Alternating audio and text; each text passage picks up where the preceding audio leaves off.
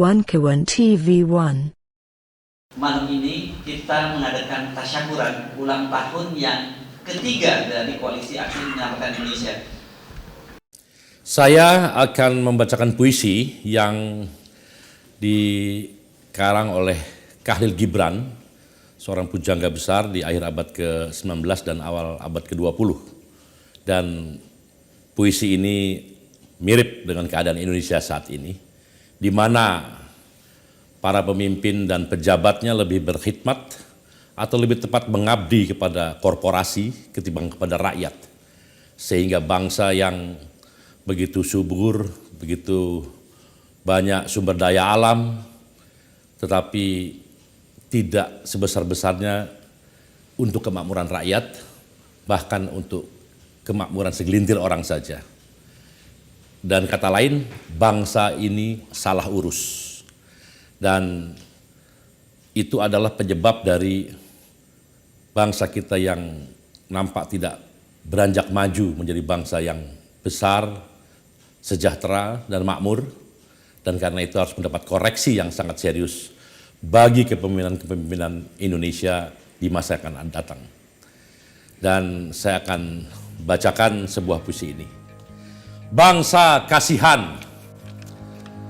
Kasihan bangsa yang mengenakan pakaian yang tidak ditenunnya, memakan roti dan gandum yang tidak ia panen, dan meminum anggur yang ia tidak memerasnya. Kasihan bangsa yang menjadikan orang dungu sebagai pahlawan dan menganggap penindasan penjajah sebagai hadiah. Kasihan bangsa yang meremehkan nafsu dalam mimpi-mimpinya ketika tidur, sementara menyerah kepadanya ketika bangun. Kasihan bangsa yang tidak pernah angkat suara, kecuali jika sedang berjalan di atas kuburan, tidak sesumbar kecuali di reruntuhan, dan tidak memberontak kecuali lehernya sudah di antara pedang dan landasan. Kasihan bangsa yang negarawannya serigala, filosofnya gentong nasi, dan senimannya tukang tambal dan tukang tiru. Kasihan bangsa yang menyambut penguasa barunya dengan trompet kehormatan, namun melepasnya dengan cacian, hanya untuk menyambut penguasa baru lain dengan trompet lagi. Kasihan bangsa yang orang sucinya dungu, menghitung tahun-tahun berlalu, dan orang kuatnya masih dalam gendongan. Kasihan bangsa yang terpecah dan masing-masing pecahan menganggap dirinya sebagai bangsa. Inilah keadaan Indonesia saat ini, dan mudah-mudahan dengan satu kepemimpinan yang baru kelak, Indonesia akan terbebas dari segala kemungkinan malapetaka yang semakin dahsyat terjadi di negara, di bangsa ini. Selamat berjuang, merdeka! Bismillahirrahmanirrahim. Assalamualaikum warahmatullahi wabarakatuh. Salam sejahtera untuk kita semua.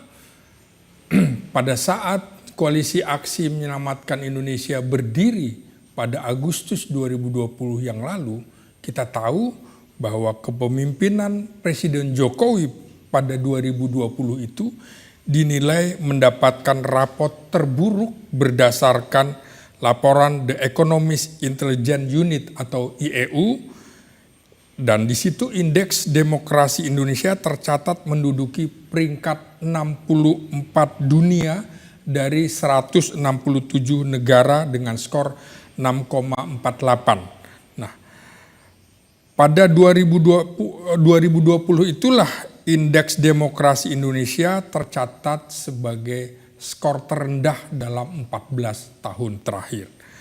Artinya indeks demokrasi Indonesia di era Presiden Jokowi lebih buruk daripada era Presiden Susilo Bambang Yudhoyono.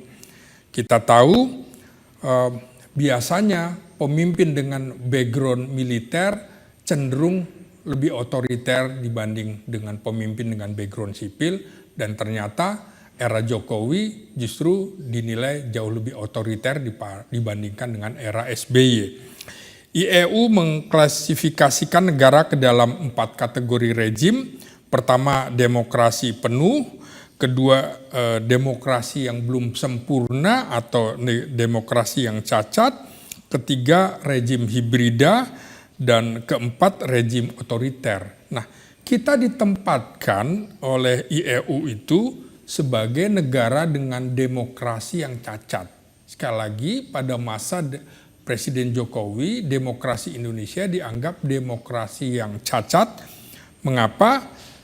Karena demokrasinya tidak mulus pada aspek proses pemilu dan pluralisme, kemudian fungsi dan kinerja pemerintahan, partisipasi politik, budaya politik, serta kebebasan sipil yang dinilai di bawah standar.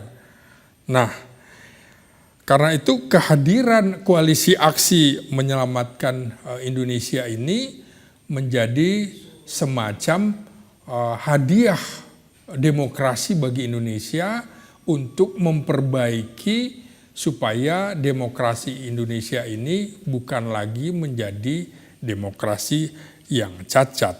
Nah, dibutuhkan figur orang-orang yang berani menyampaikan kritik terhadap pemerintah, terutama dari orang-orang yang pernah duduk dalam kepemimpinan atau dalam pemerintahan sebagai tokoh-tokoh nasional.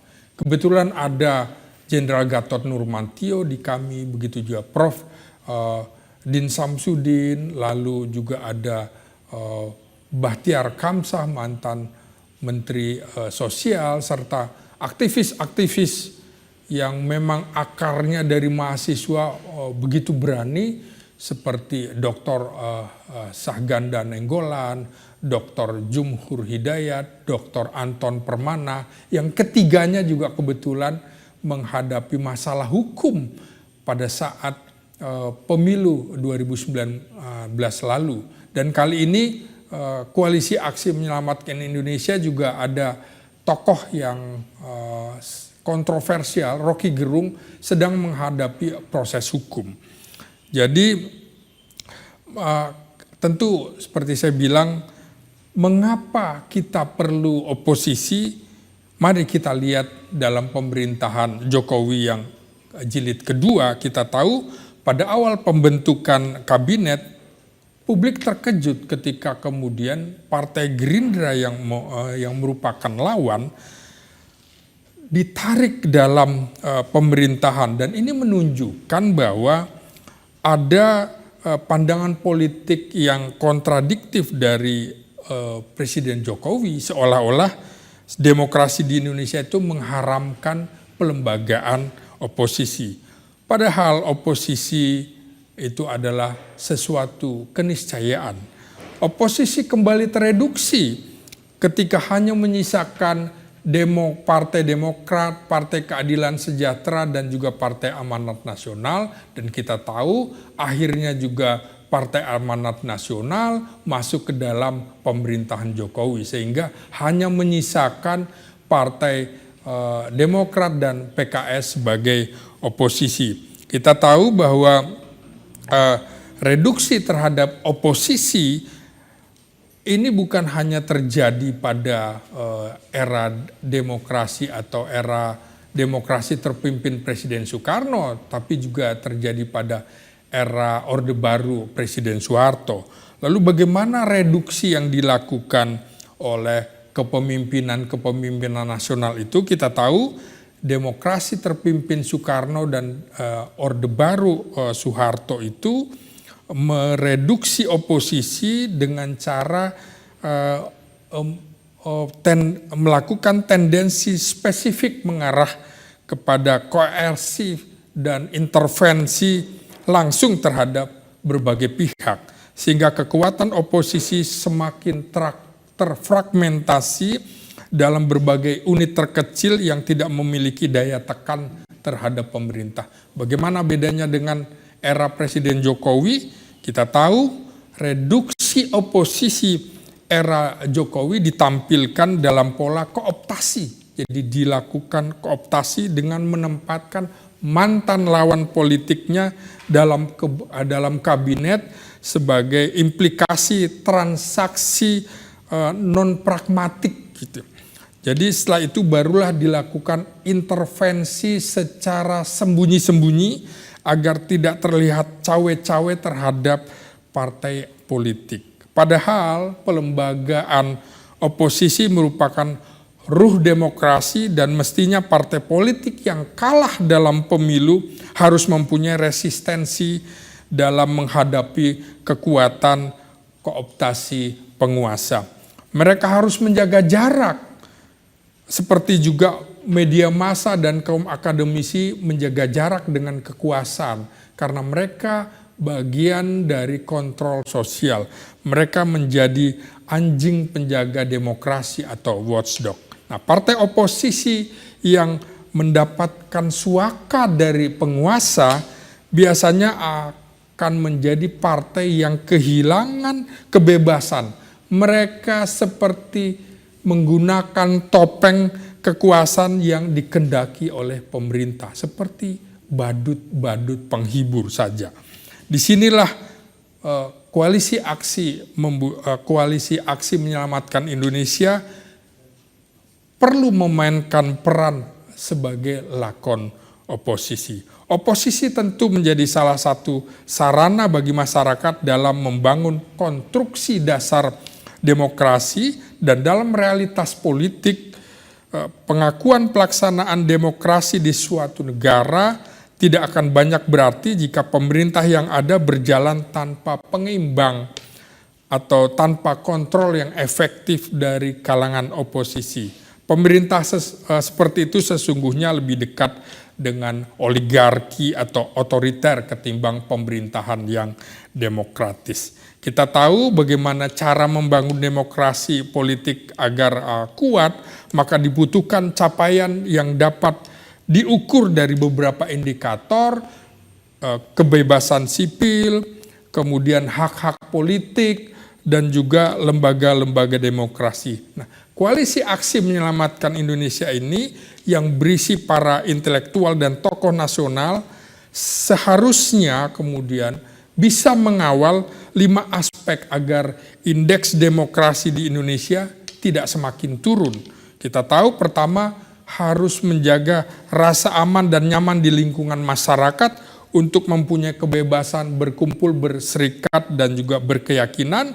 Kedua, masih banyaknya demonstrasi, namun pemogokan yang dilakukan masih juga dihadapi dengan kekerasan. Yang ketiga, rendahnya peran partai politik, dan keempat, rendahnya peradilan dalam pengertian masih terjadi yang disebut politisasi hukum. Dan kelima, banyak kritik dan ketidakpercayaan masyarakat terhadap lembaga-lembaga demokrasi yang membuat masyarakat menjadi apatis dan masa bodoh terhadap kebijakan yang ditetapkan. Saya kira itu. Selamat ulang tahun ketiga bagi Koalisi Aksi Menyelamatkan Indonesia. Teruslah membangun kesadaran masyarakat akan arti oposisi, akan arti demokrasi, sehingga muncul peran kesadaran yang lebih tepat dan kualitas demokrasi Indonesia akan semakin baik. Saya kira itu yang bisa saya sampaikan dalam orasi kebangsaan ini. Terima kasih, saya Slamet Ginting mengucapkan selamat ulang tahun kami. Assalamualaikum warahmatullahi wabarakatuh. Saya dengan Doni Handri Cahyono, Ketua Komisi Eksekutif kami Jawa Timur, mengucapkan selamat ulang tahun bagi kami, Koalisi Aksi Menyelamatkan Indonesia. Kami berharap Koalisi Aksi Menyelamatkan Indonesia tetap menjadi kiblat bagi para aktivis nasional dan diaspora, dan menjadi arah vektor yang sama, menjadi acuan bagi kita semua agar selalu menjadi ada perubahan di dalam negara dan negeri ini. Perubahan tidak selalu melewati pilpres, perubahan bisa melewati dari segala hal dan yang cepat. Harapan kami bisa menjadi idola bagi para kawan-kawan yang bergerak untuk perubahan. Situasi saat ini sangat tidak menentu. Itulah di Indonesia. Perubahan-perubahan yang mengejutkan akan menjadi hal-hal pemetaan yang berbeda. Maka dari itu, kita harus selalu waspada dan kita tidak boleh terlalu terkagum-kagum. Tetapi kita tetap terus berubah. Harapan kita kepada bangsa ini agar kezoliman, kemungkaran segera berakhir. Tidak harus pada pilpres. Karena di dalam keadaan seperti ini rakyat sudah menjerit. Rakyat sudah merasa tertindas. Maka ayo kita semuanya bangun untuk memajukan bangsa ini. Karena hanya dengan berubah saat ini lewat people power, maka kita akan menjadi bangsa dan umat yang beradab. Karena people power adalah konstitusi. Kita melewati dengan hal-hal yang baik, dengan hal-hal yang telah diatur. Itu adalah hak bagi rakyat kita. Tentunya semua harus diluruskan dengan undang-undang. Selamat ulang tahun untuk kami, terus berjaya di seluruh Indonesia dan tetap abadi selamanya. Assalamualaikum warahmatullahi wabarakatuh. Allahu Akbar, Allahu Akbar, merdeka. Alhamdulillah, kita panjatkan puji syukur kehadirat Allah Subhanahu wa Ta'ala bahwa kami telah berulang tahun yang ketiga.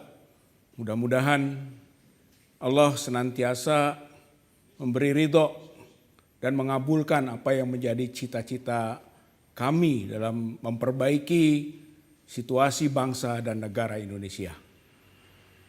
18 Agustus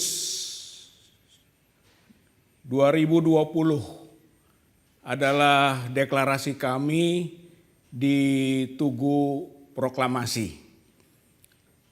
Tugu Proklamasi ada dua tokoh proklamator di sana, yaitu Soekarno dan Hatta. Namun fenomena rezim Jokowi ini seperti menghilangkan satu tokoh proklamator Hatta.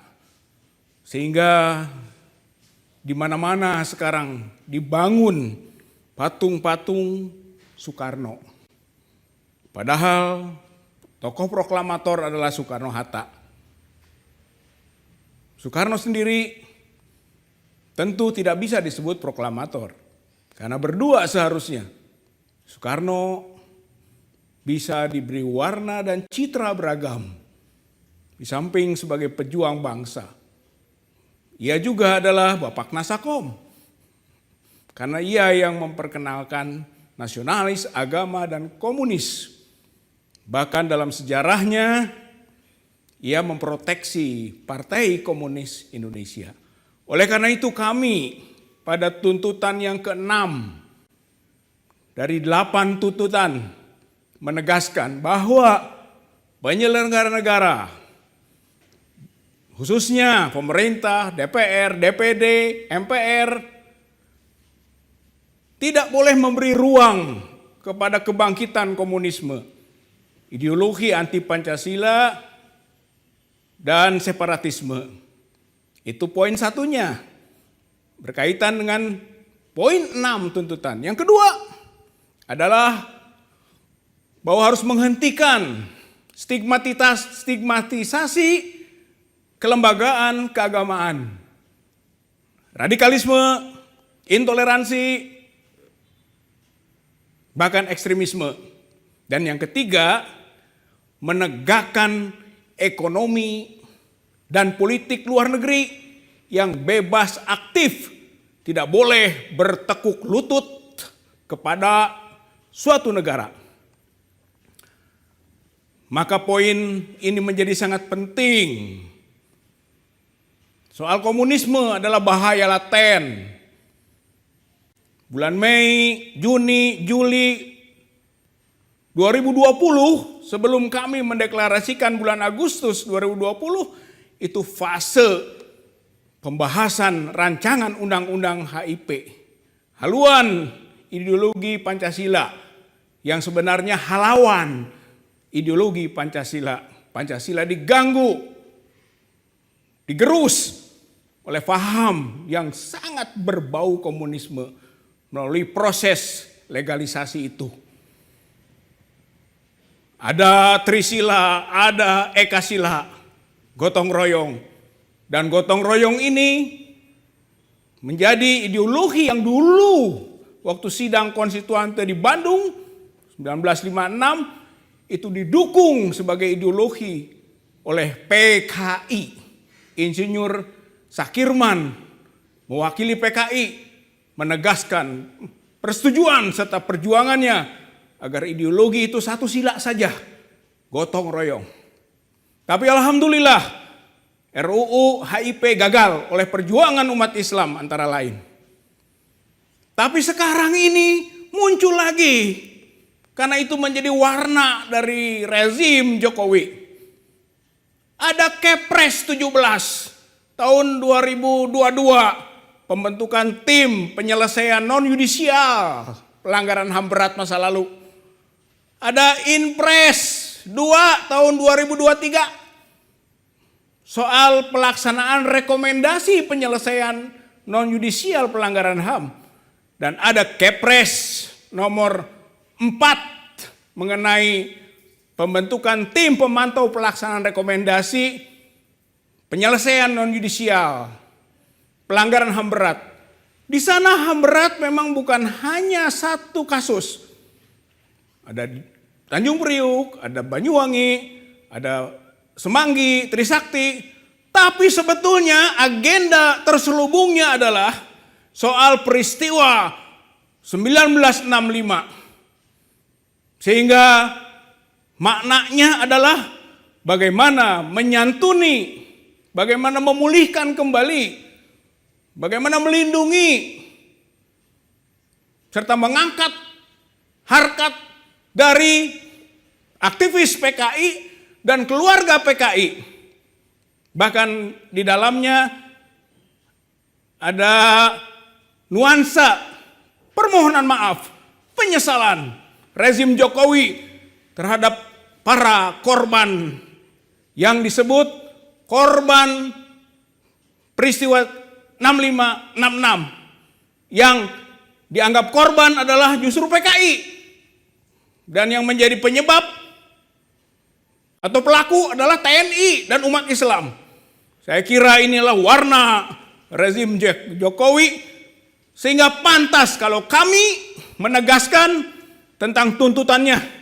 Jangan memberi ruang bagi kebangkitan komunisme. Poin 3-nya adalah soal bebas aktif ekonomi dan politik luar negeri kita. Karena ekonomi dan politik luar negeri sudah berpihak kepada satu negara, sudah bertekuk lutut pada satu negara. Negara itu adalah Republik Rakyat Cina.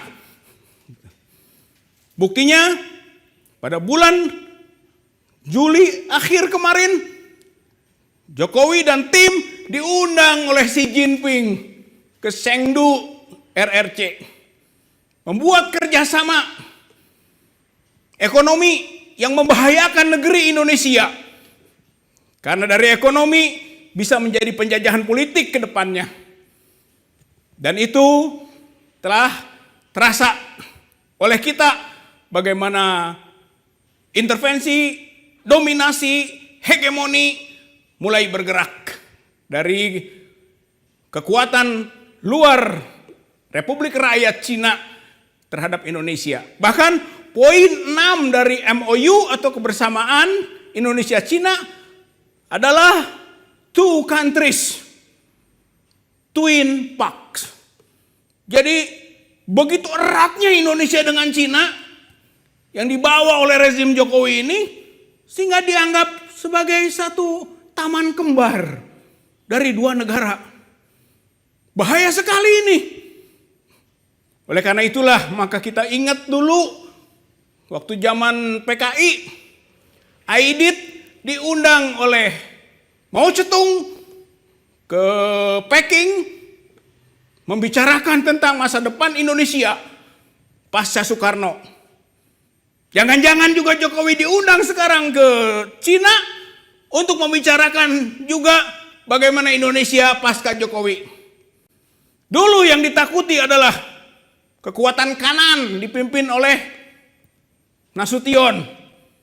Wallahu alam sekarang juga ada yang ditakuti tentu saja oleh rezim ini dan oleh PKI, NEO, dan oleh Cina. Siapa yang akan memimpin negeri Indonesia ini setelah Jokowi?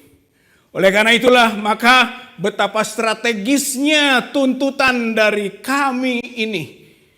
Mudah-mudahan kami tetap menjadi kekuatan yang memberi semangat koalisi rakyat bersama dan menjadi kekuatan yang memberi semangat juga untuk adanya aksi-aksi nyata dalam rangka menyelamatkan Indonesia dan semangat terus untuk beroposisi lawan kezaliman, lawan ketidakjujuran, lawan ketidakadilan, lawan rezim otoriter, kleptokrasi, oligarki, tirani, dan penyalahguna dari kekuasaan yang diamanatkan oleh rakyat.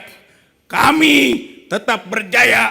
3 tahun telah dijalankan, 4 tahun, 5 tahun, selamanya kami akan menjadi kekuatan bangsa ini yang menyelamatkan negeri Indonesia.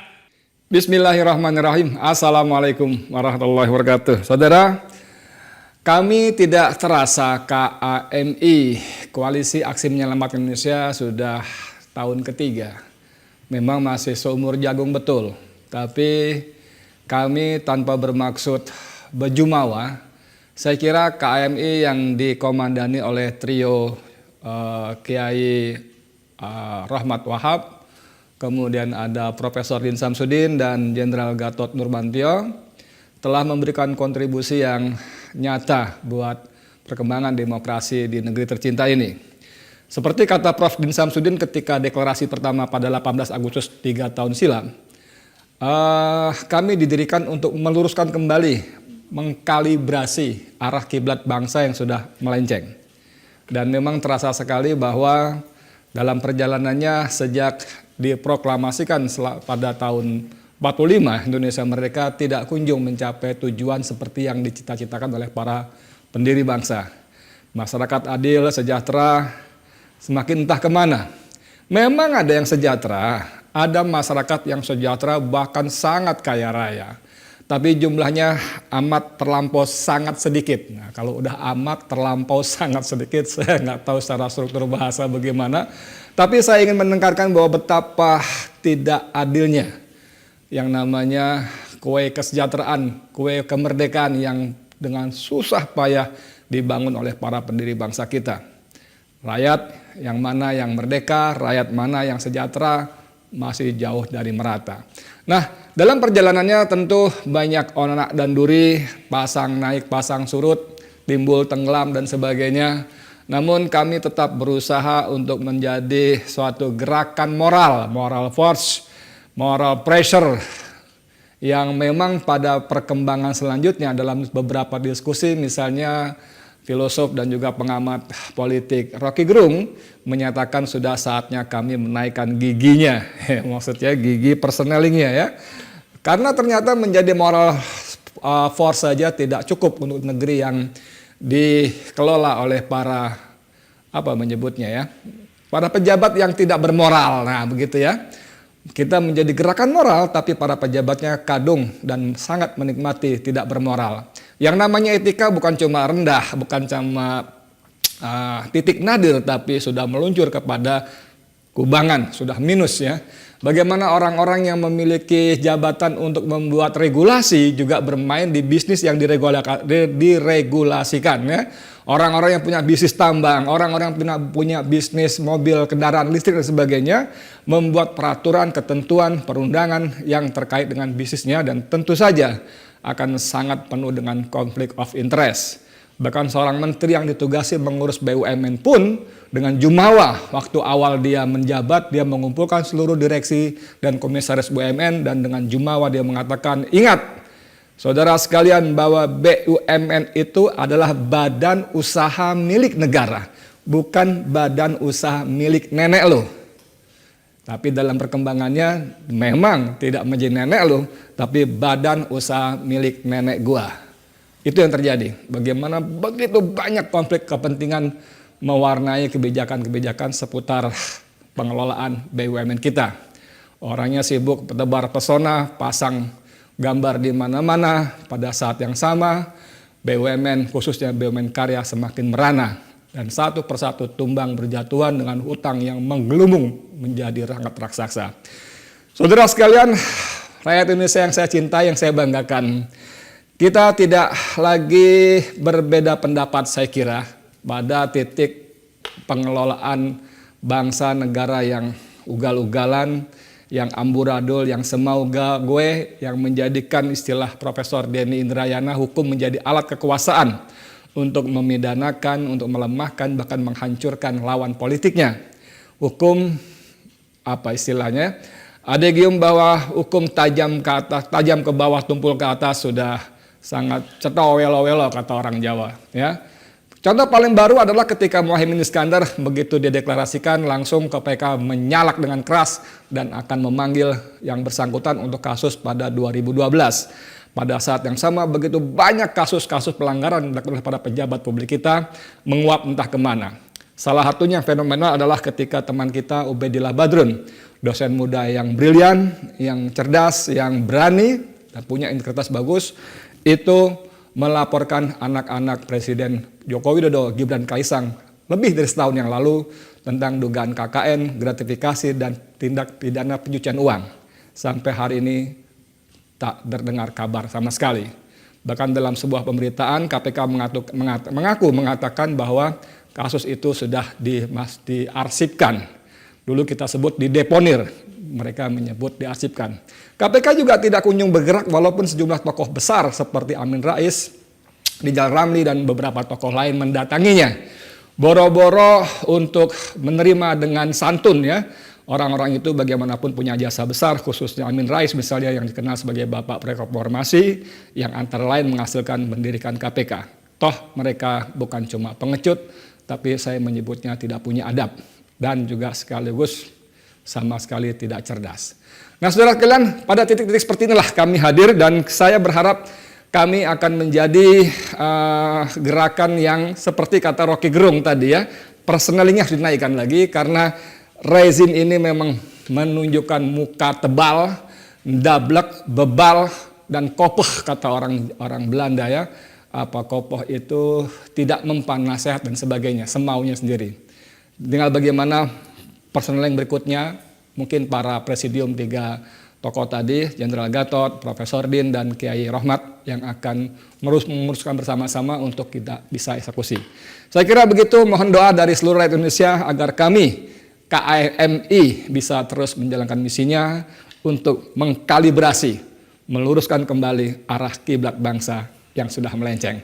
Semoga Tuhan mengampuni kita, semoga Allah SWT menyelamatkan Indonesia dari cengkraman oligarki yang semakin merajalela. Mewakili membaca puisi Bapak Dr. Anton Permana. Negara dan Penjara oleh Dr. Anton Permana. Dunia paling sempurna itu penjara.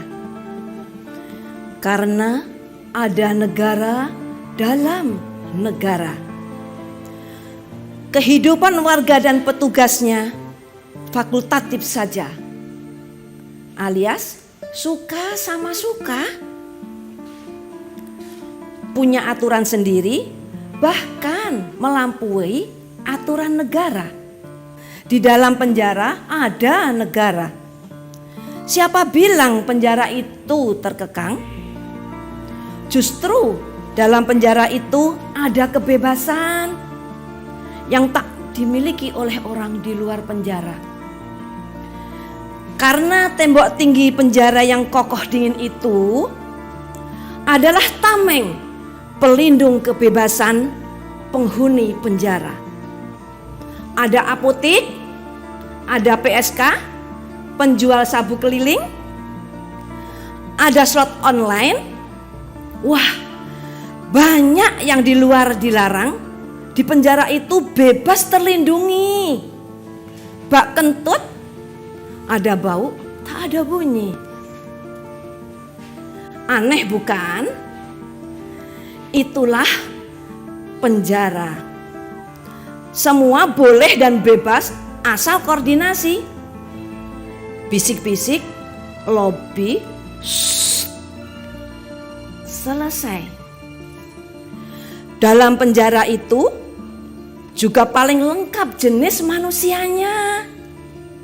Semua dilabeli dengan angka-angka sakti berupa 338, 378, 362, 128, 112, 114, 131, 132, 55, 56, 80, 81, 365, 27, 28, 363, 303. Bahkan yang tak ada pasalnya pun bisa dibuatkan pasal atas nama atensi. Di penjara juga ada geng kelompoknya. Ada Aceh, Korea atau Batak, Palembang, Betawi, Arek, Makassar, Ambon, dan Indonesia Timur. Disitulah tuah penjara. Siapapun Anda harus tunduk dengan aturan penjara. Kalau tak koordinasi dan prakondisi, maka bersiaplah dari korban para napi lainnya. Disitulah tuah penjara. Siapapun Anda harus tunduk dengan aturan penjara. Kalau tak ada koordinasi dan prakondisi, maka bersiaplah jadi korban para napi. Disitulah tuah penjara. Kalau ingin eksis di penjara, maka harus punya dua tangan sakti, power, jaringan, dan money. Di penjara itu ibarat negara sendiri. So idealis Anda akan mati. Mau keras akan diselti. Tapi kalau juga terlalu lembek akan jadi korban kriminalisasi. Sempat terjebak hutang, maka Anda bunuh diri karena takut dikejar BNN. Bagi anak nagih, debt collector ala penjara. Begitulah penjara. Di dalam penderitaan harus pandai-pandai mencari kesempatan. Kalau tak ingin jadi objek ketidakadilan dan penindasan. Namun jangan salah, kadang dalam penjara juga ada sumber kehidupan yang buat hidup ribuan tahanan. Tapi mesti tutup mata apa yang dinamakan halal dan haram. Semua fasilitas di negara adalah cuan. Bagi siapa? Bagi siapa yang bisa memanfaatkan peluang di dalamnya. Mau kasur, kipas angin, termos, bahkan tusuk gigi, rice cooker, piring pun semua bisa masuk asal kordi. Tidak itu saja, mau CB, PB, CMB, asimilasi atas nama biaya administrasi, semuanya money. Angkernya penjara jangan sesekali pernah dibayangkan. Mulai dari bau busuk, air kotor, nyamuk, panas di kerangkeng 24 jam dalam satu ruangan, terhimpit sesama tahanan. Sel penampungan itu namanya. Kepala jadi kaki, kaki jadi kepala, bahkan kaki toilet pun jadi sandaran kepala untuk tidur bergantian. Jauh berbeda guys dengan penjara koruptor dan para bos Sel tahanan ini disulap jadi kamar hotel berbintang penuh dengan AC, dengan berbagai fasilitas dan tamping tahanan pendamping, pelayanan asal cocok harga dan angka cuan koordinasinya. Di penjara segala watak perilaku ada. Bahkan berbagai pemain watak di mana-mana. Ada yang Belgi, belagak gila, belagak miskin, dan pura-pura sakit padahal alasan menghidup udara luar, walau hanya sejenak. Jangan pernah seriusi cerita manusia dalam penjara, karena lebih banyak dusta dan angin surganya. Cerita bui cukup sampai batas jeruji. Di penjara berbagai wajah tipu juga ada, yang kadang tak sesuai antara tampilan dan kejahatannya. Sampai LGBT juga merajalela. Wajah bersih bak ulama ternyata bandar narkoba. Wajah pejabat mentereng ternyata maling dan pembunuh berencana. Wajah bengis dan tatoan ternyata korban cepu aparat bayaran. Wajah ganteng, klimis bersih ternyata penjual sabu, inek dan narkoba. Wajah polos, aki-aki, ringkih ternyata kasus pencabulan. Wajah lugu, bahkan disabilitas, elit, ternyata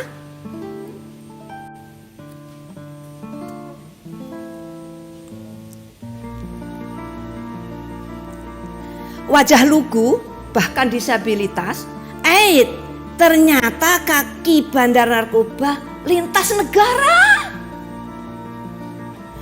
Narkoba 80% di penjara itulah penjual bandar, cepu, dan pengguna narkoba. Gila!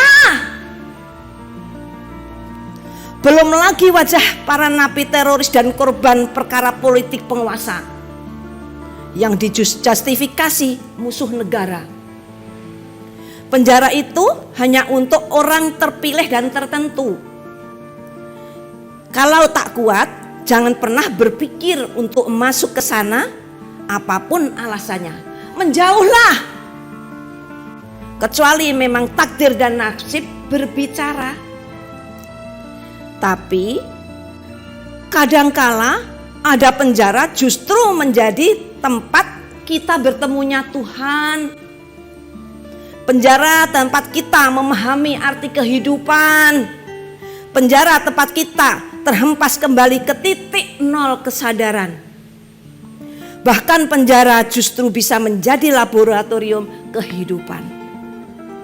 Menghimpun energi, merancang strategi, mencari aspirasi, samudera introspeksi diri, pusat epicentrum motivasi dan panah sugesti untuk melakukan lompatan kehidupan yang lebih tinggi, menatap hari esok.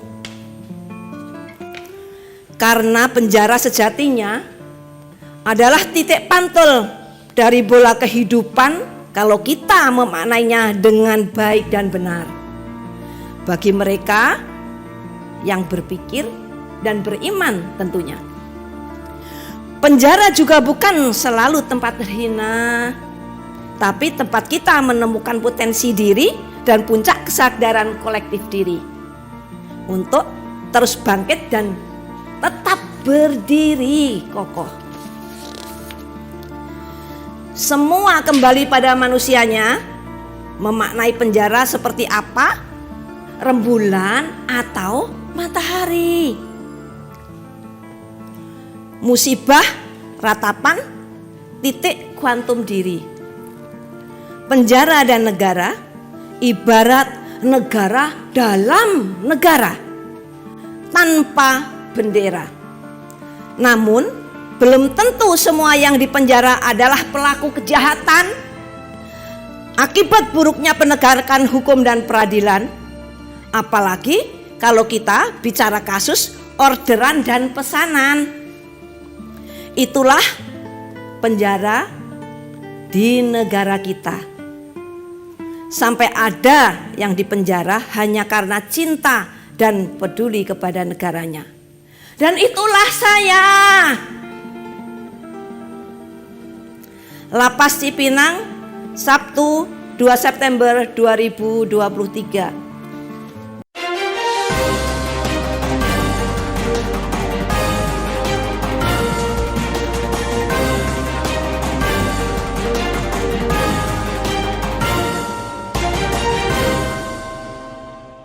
One Kawan TV 1